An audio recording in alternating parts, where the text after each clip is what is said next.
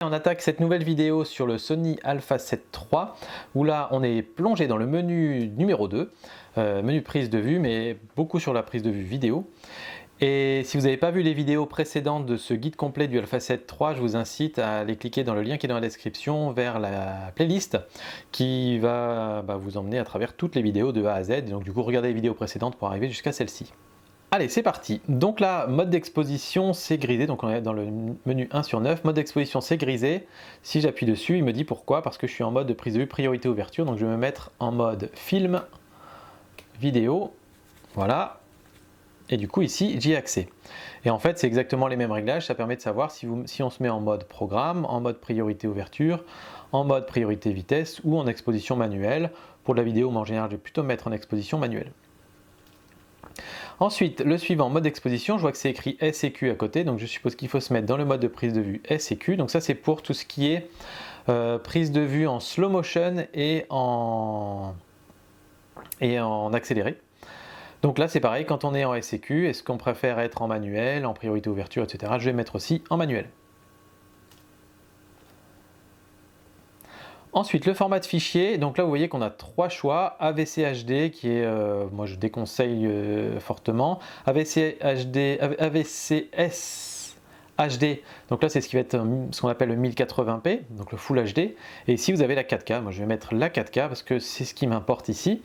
Les réglages d'enregistrement ici, vous avez deux options, 25p à 60 mégabits par seconde ou 25p à 100 mégabits par seconde. Si on veut pouvoir avoir des vitesses un petit peu plus élevées, ici quand on s'est remis en Full HD, on a du coup accès à du 50p, donc 50 images par seconde à 50 mégabits ou à 25 mégabits. Donc là, ici, 50 mégabits ou 25 mégabits, c'est en gros la quantité de données qui va être envoyée par seconde. Donc vous avez plus d'informations dans votre fichier à 50 qu'à 25.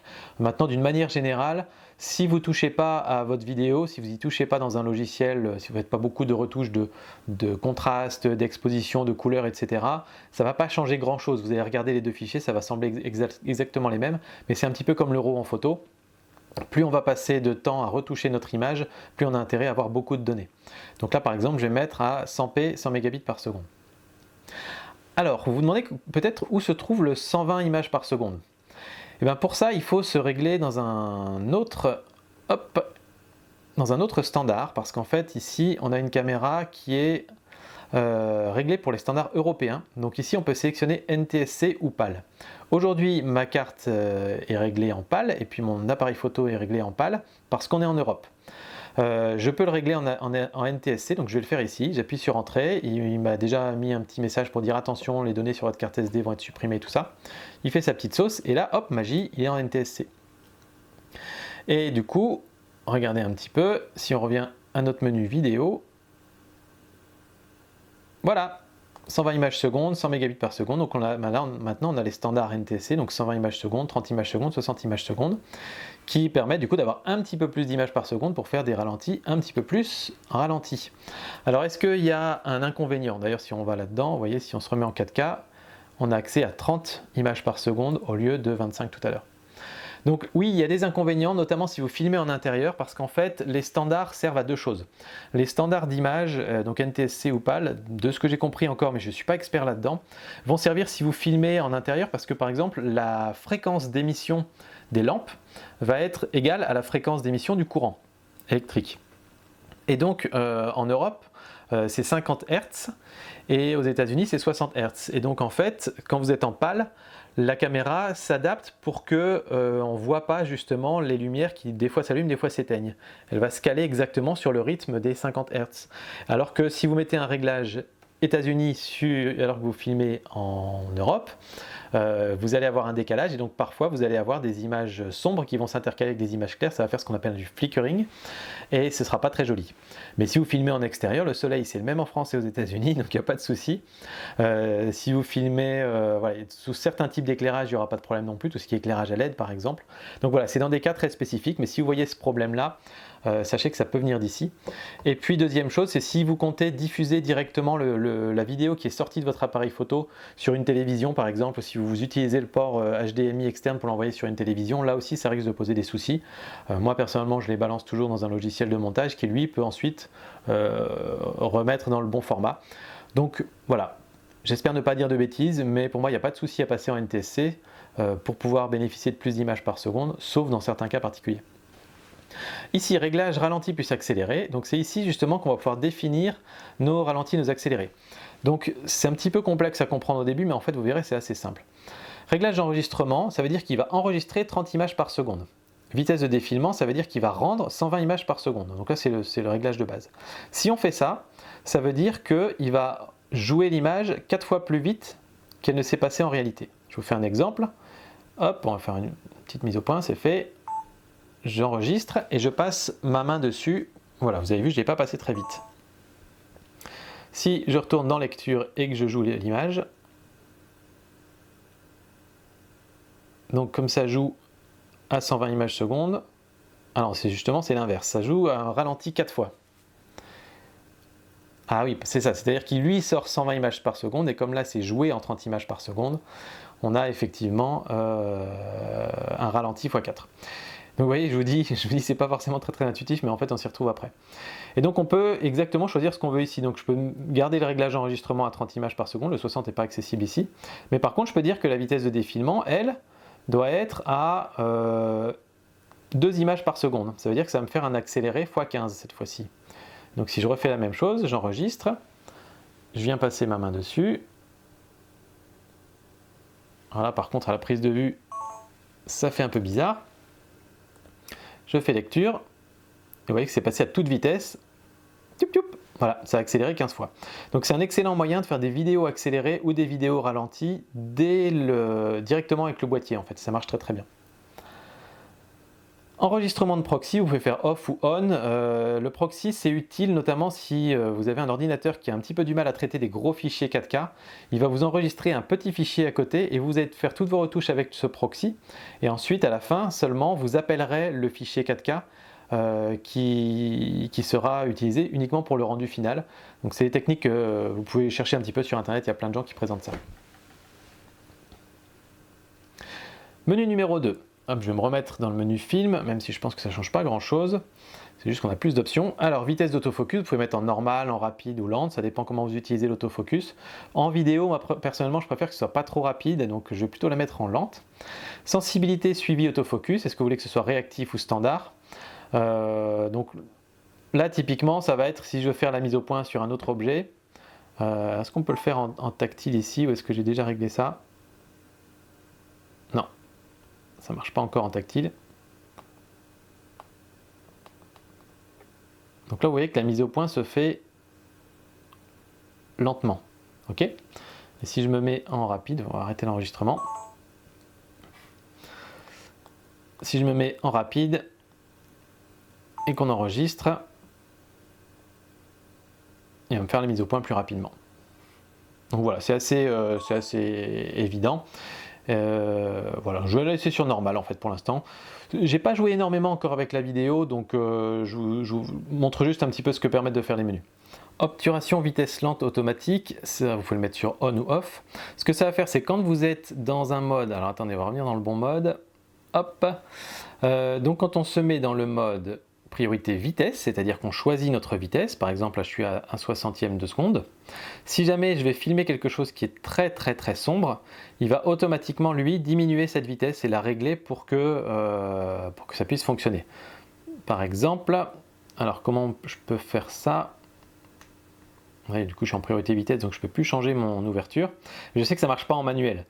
Donc comment je peux régler l'ouverture là-dessus? Mais en gros voilà, quand il fait très sombre, il va diminuer de lui-même la vitesse pour que ça puisse quand même correctement exposer la photo, enfin exposer la vidéo. Enregistrement audio, on-off, ça c'est assez évident. Niveau d'enregistrement audio, donc là vous voyez le niveau exact. Donc là c'est le micro interne qui enregistre ça et je suis très proche d'arriver dans le rouge. Quand on arrive dans le rouge, c'est le moment où ça clip, c'est-à-dire que c'est plus bon. Par exemple, si je crie, on n'est pas loin de clipper. Et donc je peux régler le niveau et si je diminue le niveau comme ça, là je suis un petit peu plus tranquille. En général, si on se rapproche des -12 en parlant normalement, ça veut dire que ça peut nous permettre des fois de faire des bruits un peu plus forts et que ça passe bien sans pour autant avoir un niveau tellement bas qu'on va devoir booster le signal et avoir trop de bruit ensuite. Donc voilà, ça c'est bien de pouvoir le régler en manuel. Affichage du niveau audio, on peut le mettre en on ou en off évidemment. Si on le met en off et que je suis en train de filmer, ça ne l'affiche pas. Et puis si je mets en on, ça l'affiche. On voit ici les petits niveaux audio. Page 3, chrono sortie audio, vous pouvez le mettre en direct ou synchronisation lèvres. Direct, ça veut dire qu'en gros il va vous passer le son tel qu'il lui arrive au moment où il arrive. Synchronisation lèvres, ça veut dire qu'il va essayer au maximum de synchroniser entre l'image et le son. Alors essayez les deux et puis voyez un petit peu ce qui marche le mieux pour vous. Réduction du bruit du vent, vous pouvez le mettre en off ou on. Moi c'est le genre de choses que je préfère faire en post-traitement. Affichage des marqueurs, ça vous permet de mettre certains marqueurs sur votre image. Donc on va les mettre sur on, mais par défaut je crois qu'il n'y en a pas. Voilà, il n'y en a pas. Et si on va ici dans réglage de marqueur, on peut par exemple voir le centre. Donc si on se met dessus, on voit le petit marqueur du centre, la flèche. L'aspect, on peut choisir si on veut 4 tiers, 13 neuvième, etc. Donc si par exemple on se met en 13 neuvième, on va avoir les petites bandes qui vont venir montrer un peu le cadrage qu'on aura au final. Zone de sécurité également, on peut très bien dire je veux faire attention parce que je sais que je vais sûrement recadrer un peu dans ma photo parce que peut-être l'horizon ne sera pas très droit, etc. Et puis, qu'est-ce qu'on a comme dernier? Image guide. Alors là, c'est pour avoir la grille, pour pouvoir être certain qu'on est bien droit, par exemple. Hop, mais bon, au final, ça fait beaucoup de choses, mais c'est toujours bien de pouvoir afficher ces choses-là. Je vais juste les désactiver. Non, je pense que l'aspect peut être pas mal, l'image guide éventuellement. Mode éclairage vidéo, alors ça c'est avec certains dispositifs externes qu'on peut venir brancher qui permettent par exemple de synchroniser l'éclairage avec voilà, quand on a allumé le boîtier l'éclairage se lance ou bien quand on lance l'enregistrement l'éclairage se lance, etc. Donc ça c'est vraiment très très spécifique, donc on va pas s'attarder là-dessus.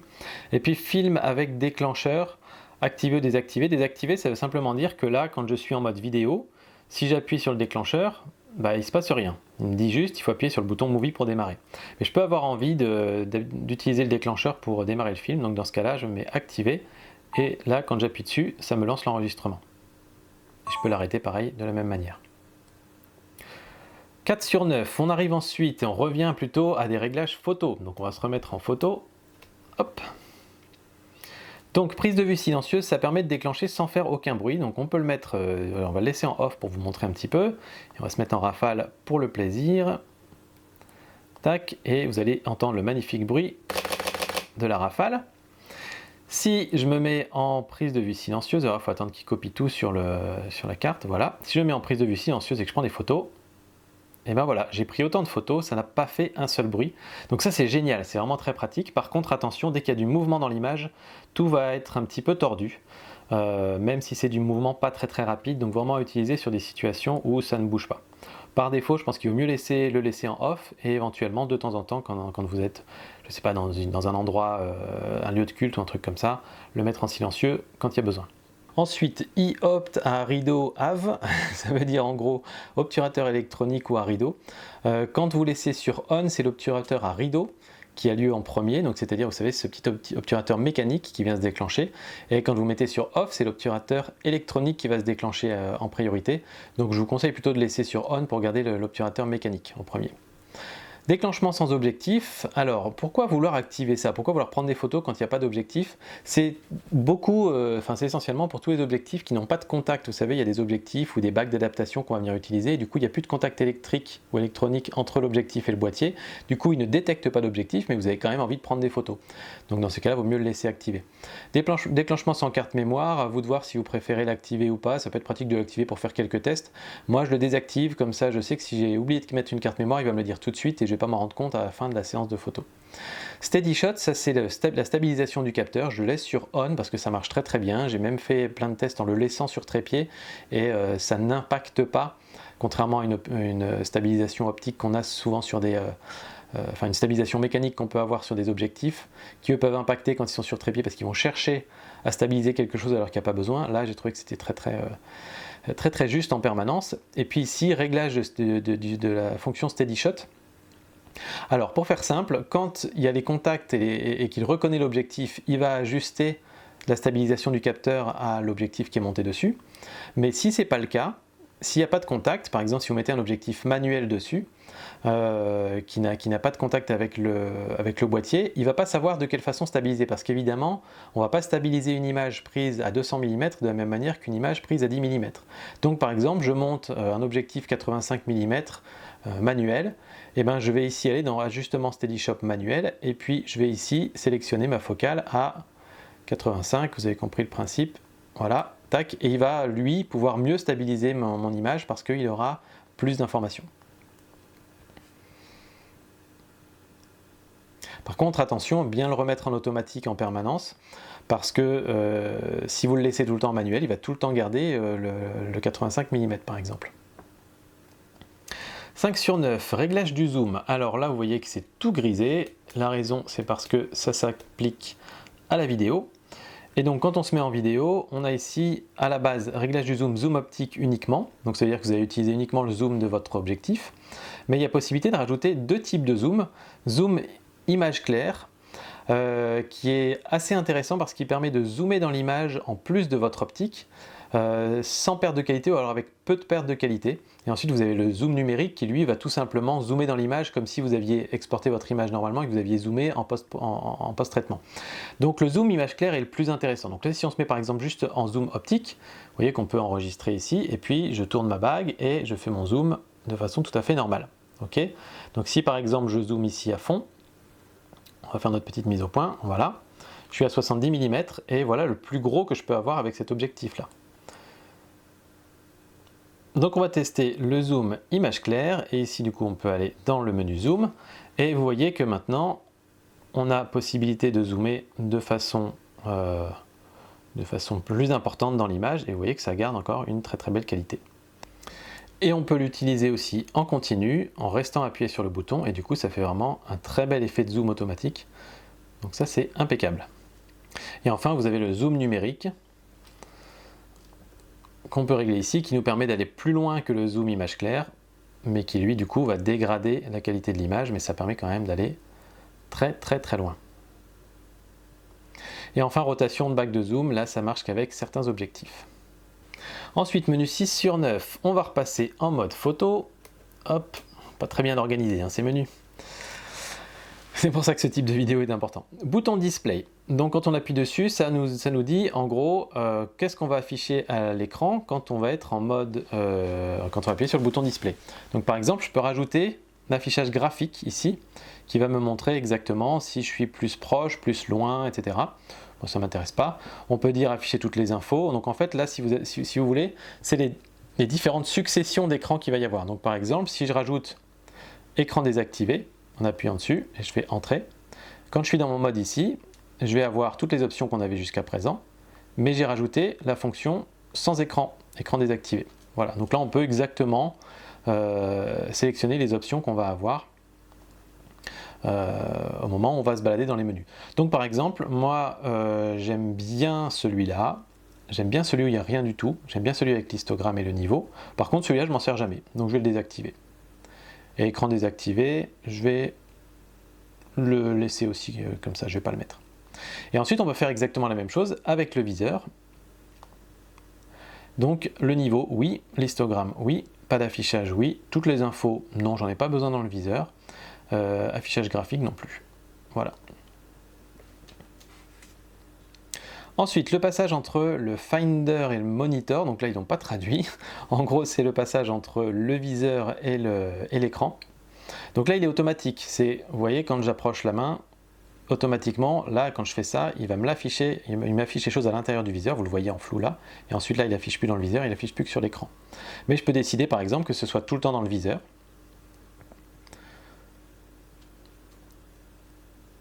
Ah, sauf que maintenant je suis dedans, donc il va falloir que je regarde dedans pour faire mes réglages. Ça c'est malin.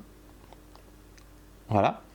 Ou que ce soit tout le temps sur l'écran, et là il n'y a plus du tout d'affichage ailleurs que sur l'écran. Donc moi je vais le laisser en automatique, ça me va très bien. Ensuite réglage des zébras. Alors les zébras, vous allez voir tout de suite ce que ça fait. Là je suis en off, je vais passer en on. Et ce que ça montre, c'est que ça montre les zones qui sont surexposées, qui sont trop claires. Là, le réglage est mis sur 70. Ça veut dire qu'en gros, à 70% de blanc parfait, il va afficher les zébras. Moi, personnellement, je préfère mettre directement à 100, c'est-à-dire que je vois que ce qui est parfaitement cramé, et tout le reste, c'est de la bonne information. Donc je laisse sur 100, et par exemple, si je mets ma compensation d'exposition, que je la monte, je vois que là, je suis allé trop loin. Et c'est une fonction que j'utilise énormément en photo, souvent je me mets l'histogramme aussi, parce que je veux aller le plus clair possible sans afficher les zébras. Et là je baisse, ça y est, j'ai plus de zébras, donc là je sais que je suis exposé à droite le mieux que je pouvais. Et ça dans le viseur, ça s'affiche très bien aussi. Ensuite le quadrillage, ça permet d'afficher différentes grilles quand vous prenez vos photos, pour vous aider à faire par exemple la règle des tiers. Guide paramètres d'exposition, alors c'est un drôle de terme. En gros, là vous voyez par exemple, si je change l'ouverture ici, on voit que ça s'affiche en bas, en orange, ça me montre ce que je suis en train de modifier. Si je change l'autre ici, ben là c'est en l'occurrence non, mais si je veux changer les ISO, ça va apparaître aussi en orange. Et quand je le mets en on, ce qui se passe, c'est que ça vous montre une échelle supplémentaire au-dessus, qui vous montre ce que vous êtes en train de changer. Pour moi c'est un peu gadget, je pense pas que ce soit vraiment nécessaire, donc on le désactive. Affichage Live View, définition d'effets activés ou désactivés. Alors je suis très sympa, je l'ai fait pour vous. Je suis retourné me mettre en JPEG et j'ai rajouté un bel effet magnifique. Waouh, qu'est-ce que c'est beau! Et donc quand on met définition d'effet activé, on le voit directement à la prise de vue, et quand on le met désactivé, on retrouve notre vue normale. Donc je vais m'empresser d'aller me remettre en RAW et surtout supprimer cet effet affreux. Ensuite, longueur prise de vue continue, ne pas afficher, afficher uniquement pendant la prise de vue, toujours afficher. Je vous explique ce que c'est. C'est quand on est en train de prendre une rafale, si je mets toujours affiché par exemple, vous voyez qu'ici on a une barre qui s'affiche sur la gauche.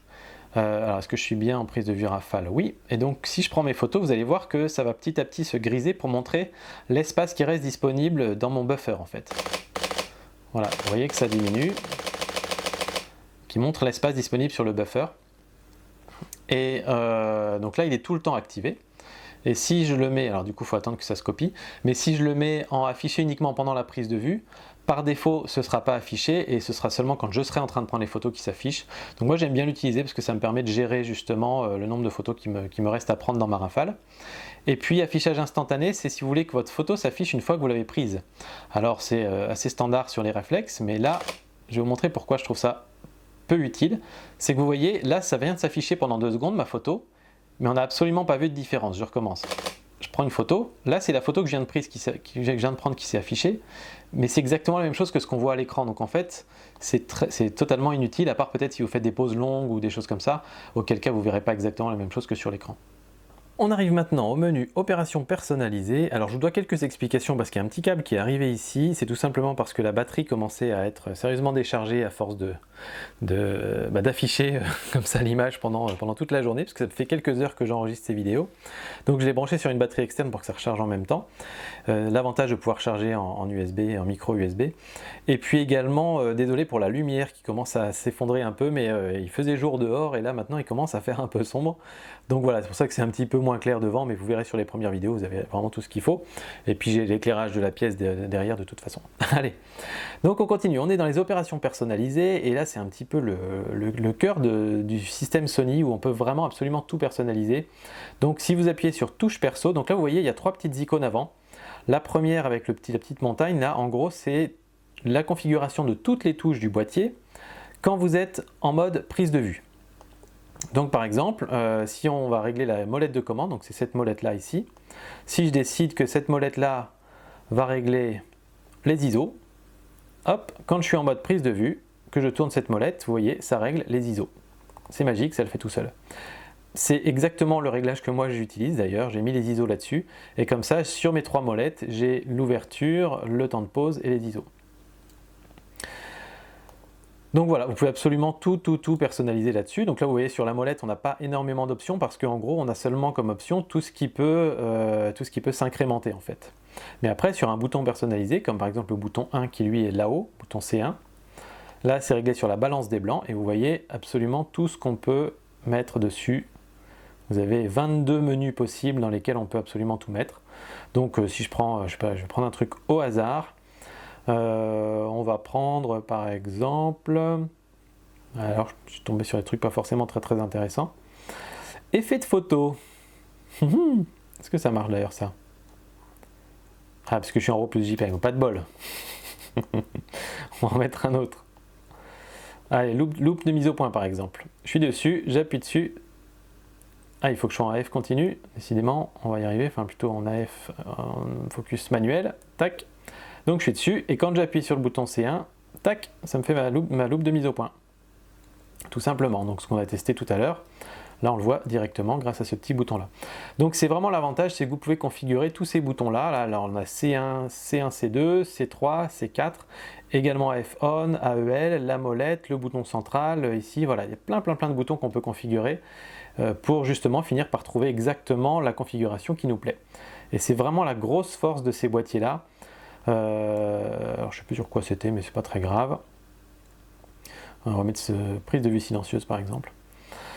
C'est la grosse force de ces boîtiers là, c'est que on peut tout configurer. C'est aussi un petit peu leur point faible, c'est-à-dire qu'à la base les fonctions qui sont installées dessus sur ces différents boutons ne sont pas forcément celles qui vous conviennent, donc ça prend énormément de temps à tout tester, à vraiment tester plein de boutons, plein de fonctions différentes, essayer plusieurs fois, et à la fin vous finirez par tomber sur un système qui vous tombe exactement dans la main, et ce sera parfait pour vous. Donc on peut régler énormément de touches. Vous voyez, on a 3 menus ici, donc molette de commande, c'est cette molette là, ensuite bouton personnalisé 1, 2, 3, 4. La touche centrale du sélecteur multiple, c'est ça, c'est ce petit bouton là, le petit joystick, on peut aussi appuyer dessus, alors c'est pas très pratique mais on peut. Ensuite la touche centrale ici, la touche gauche, droite, bas.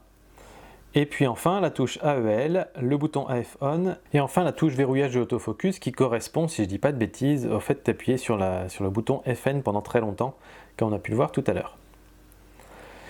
Et ensuite on peut refaire exactement toutes ces modifications là pour la vidéo. Quand on est en vidéo, on peut dire cette molette fait autre chose qu'en photo, le bouton personnalisé fait autre chose qu'en photo, etc. Et on peut à nouveau paramétrer toutes ces touches là pour la vidéo. Et c'est pas fini, on peut aussi le faire pour tout ce qui est lecture de photos. Donc quand j'appuie là-dessus et que je vais pouvoir regarder les différentes photos que j'ai faites, et ben mes touches vont avoir d'autres fonctions. J'ai plus intérêt à avoir une touche qui m'aide à faire la mise au point sur les yeux. Par contre, je peux avoir intérêt à mettre une notation à mes photos, etc. etc. Ensuite, réglage du menu fonction. Donc ça, c'est le menu qu'on va appeler en appuyant sur ce petit bouton-là. Donc là aussi, on peut le personnaliser et choisir exactement dans quel ordre les choses se présentent. Donc fonction inférieure 1, fonction supérieure, etc. Donc on a ici nos deux lignes avec 6 fonctions en haut, 6 fonctions en bas. Donc si par exemple la fonction en haut, je vous montre, hein, ici ça commence par le mode de prise de vue puis le mode d'autofocus. Hop. Si par exemple je veux que au lieu d'entraînement ici j'ai la zone de mise au point, tac, et ben je reviens dans le menu fonction et ça a changé, ça m'a mis la zone de mise au point. Alors bon, je l'avais aussi derrière, donc c'est un petit peu bête, mais on peut exactement régler dans l'ordre dans lequel on les utilise. Donc typiquement, on va peut-être mettre dans les 3 premiers, les 3 qu'on utilise le plus souvent. Ensuite, configuration du sélecteur AV-TV. Donc en gros, ça c'est pour dire la molette de devant gère l'ouverture, la molette de derrière gère le temps de pause. Donc ça c'est la configuration par défaut. Par exemple, si je me mets en mode manuel, vous voyez que si je change la molette de devant, ça change l'ouverture. Si je joue avec la molette de derrière, ça joue sur le temps de pause. Vous pouvez éventuellement préférer un sens différent. Moi je sais qu'après quelques essais, je préférais faire l'inverse, parce que je trouve notamment que la molette de devant est moins facilement accessible que celle de derrière. Et donc du coup j'ai changé, et maintenant la molette de devant me permet de gérer le temps de pause, et la molette de derrière me permet de gérer l'ouverture. Ça me tombait plus facilement dans les mains, peut-être que c'est comme ça sur mon Canon en fait. Et ensuite la rotation TV-AV, vous pouvez la mettre en normal, c'est-à-dire par exemple ici, je tourne vers la droite et donc je vais avoir un temps de pause de plus en plus court, mais un nombre de plus en plus important. Et si ici je tourne vers la droite, j'ai un nombre de plus en plus important et je ferme plus mon diaphragme.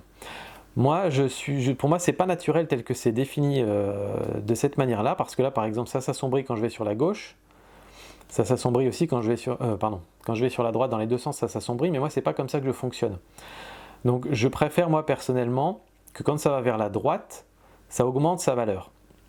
Donc, mon temps de pause, je veux qu'il soit de plus en plus long en tournant vers la droite. Or, ça augmente le chiffre, mais ça diminue la valeur du temps de pause. Le temps de pause est de plus en plus court, en réalité.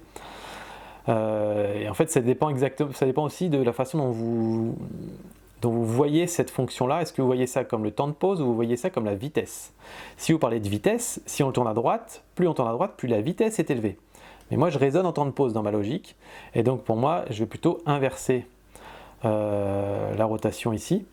Mais si j'inverse la rotation ici, du coup je vais avoir ce que je voulais sur cette molette-là. Par contre sur l'autre molette, je ne vais pas être content parce que ça m'augmente mon ouverture. Bah si, en fait c'est parfait comme ça. Enfin voilà, en tout cas je n'avais pas encore fait ces réglages là, mais je sais que j'étais frustré de l'avoir, donc je vais essayer maintenant. C'est exactement ça qu'il faut faire avec ces menus. Tester un nouveau truc, essayer pendant quelques jours, et puis ensuite si ça ne va pas, vous revenez dessus. Enfin on arrive au menu 9 sur 9. Alors sélection, compensation, EV. Alors off, sélecteur avant, sélecteur arrière. Donc ça c'est pour avoir la fonction que vous avez sur la petite molette ici pour faire augmenter l'exposition ou réduire l'exposition pour pouvoir la mettre sur la molette de devant ou la molette de derrière. Bon, moi je trouve que cette molette là marche déjà très bien, donc je ne vais pas m'en servir du tout. Off. Le bouton Movie, est-ce qu'il marche dans tous les modes ou est-ce que vous voulez le faire marcher que en mode film uniquement? Pour l'instant moi je le mets en tous les modes, ça me va comme ça. Alors verrouillage des éléments de commande.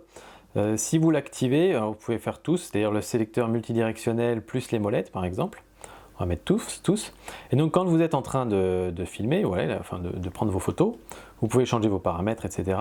Si j'appuie sur le bouton FN pendant longtemps, là a priori tout a été verrouillé. Et donc maintenant je peux les tourner autant que je veux, ça va absolument rien changer à mes photos.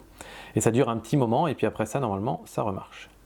Et enfin le signal sonore, on aurait dû commencer par là. Si vous le mettez sur on quand vous faites la mise au point et qu'il a trouvé le bon sujet, il va vous faire un gros bip bip, pas beau. Et donc moi je vous recommande de l'enlever, de le désactiver tout de suite parce que c'est vraiment pas très joli. Voilà. C'est fini pour le menu 2, qui était très long aussi. Je pense que les autres seront un peu plus courts heureusement. Donc merci d'avoir regardé cette vidéo, j'espère que vous avez appris pas mal de choses, que vous êtes vraiment à parcourir les options. Regardez les vidéos suivantes pour qu'on aille jusqu'au bout de ce boîtier et que vous puissiez tout connaître sur votre Sony Alpha 7 III. N'oubliez pas de vous abonner à la chaîne aussi parce que vous verrez du coup les prochains guides complets qui seront publiés, les tests de matériel, les sorties photos, enfin tout ce qu'il y a sur la chaîne Mon Petit Réflexe. Voilà, merci, puis à très bientôt et on se retrouve dans la vidéo suivante.